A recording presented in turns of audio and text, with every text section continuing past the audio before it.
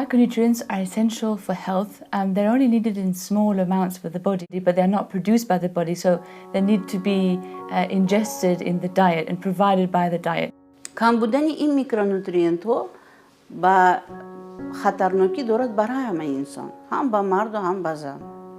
لیکن با زن‌های حامله‌دار خطرناکی بلند. اگر که میکروالیمنت ها در ارگانیسم مادر کم باشد، اون وقت با وابسته به خون، گردش خون و تامین کنی ارگانیسم جنین سوست میشد. سوست شدن بعد ارگانیسم جنین انکشاف نمی‌یابد.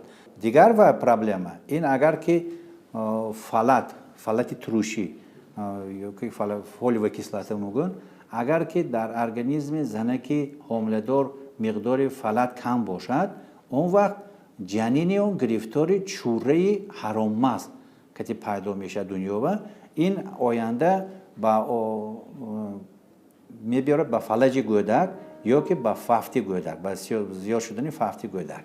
بیماری کمخونی در زنان حامله باعث بچه پرتای آنها، باعث فوتی طفلان آنها در بطن، باعث بعد از تا یک سال فوتیدن کودکان باعث میگردد. در کودکان باشد سبب از جهت انکشاف عقل و ذهنی و جسمی ضعیف شدن آنها نسبت به برای همین از همه پرابلم های مهم تامینات زنک حامله دار با میکروالیمنت ها در بین ساحه تندرستی و جامعه.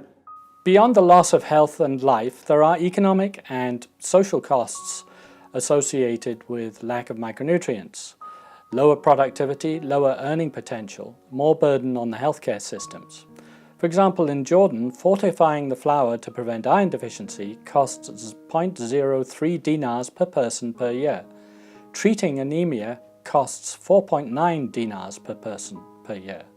بس که مردم ما نان استفاده میبرد با همه موادها نمک علاوه میکند، ما باید آرد رو با یود، با میکرونوترینت ها و نمک رو با یود و با میکرونوترینت های لازمی باید غنی کرده کنیم. Food fortification is the process by which the food industry can add back essential vitamins and minerals, also known as micronutrients, into staple foods to make sure that the population consuming them at the national level receives adequate intakes of the essential micronutrients, namely iron, vitamin A, folic acid, and iodine. در سال 2012 از طرف وزارت تندرستی و حکومت جمهوری تاجیکستان و آمار اگنسی و آمار در نزد پرزیدنت جمهوری تاجیکستان مخصوص تحقیقات مدیکال دموگرافیسکی исследование میگن و در برگزارنده شد. اون وقت در خانواده ها رفتیده با مخصوص سنجیده دیدن که نمک یا دارد یا ندارد. اگر که سالهای سرشوی 2000 سال همگی 26% اهالی نمک یادناک استفاده بودگی باشد، اگر حاضر این مقدار به 80% رسیدگی. لیکن یک چیز در نظر داشتن در کار که ترکیب نمک به مقدار یاد کم.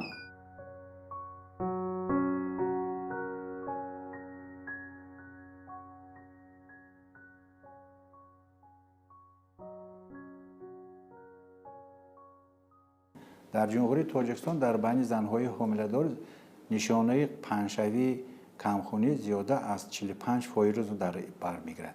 در بین کودکان 24%. اگر که من متخصصای جمهوری تاجیکستان در علم از جهت علم تحقیقاتی تصدیق کردند که برای تامینات ارگانیسم برای معیار لازمی یاد باید که یک آدم قریب 25 کیلو حالانکه من کبوتی استفاده برده نجده کار 25 کیلو. اگر که مقدار خرما بگیریم، اگر 12 کیلو خرما استعمال کردند یک شبانه روز با. Most fortification programs cost between 1 and 30 cents per person per year, depending on the levels of fortificant. And the diseases they prevent are expensive to treat. There is an immediate payback to the nation's treasury. Folic acid fortification, for example, alone can pay back in a range of 9-1 to 48-1 in terms of savings to the healthcare system.